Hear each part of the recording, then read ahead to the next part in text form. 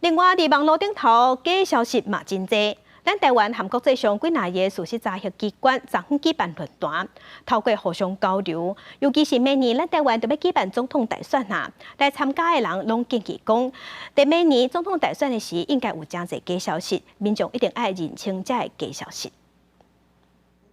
台顶伫咧澄清一个消息，讲长期以来有流传一个假消息，叫使用者早起时唔通传送早安的图片，若无会互人监控。像这种假消息，伫网络世界真多。台湾甲国际上几多个事实查核机构催生最近交流，尤其台湾最近总统大选竞争真激烈，最近的持有案件就真侪假消息。候选人方面，目前他多半都会绑在一些民生议题上，有时候是绑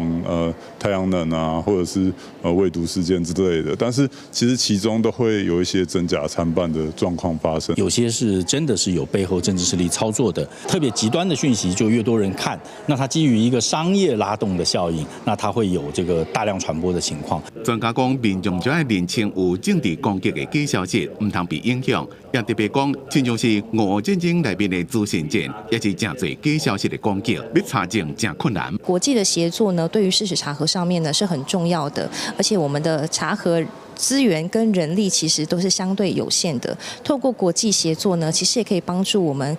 查核工作可以更省力，而且更有效率的完成。专家认为，透过彼此交流、分享彼此所掌握的资讯，会当帮助事实的查核，更加容易阻挡假消息、假新闻对民主国家的威胁。记者综合报道。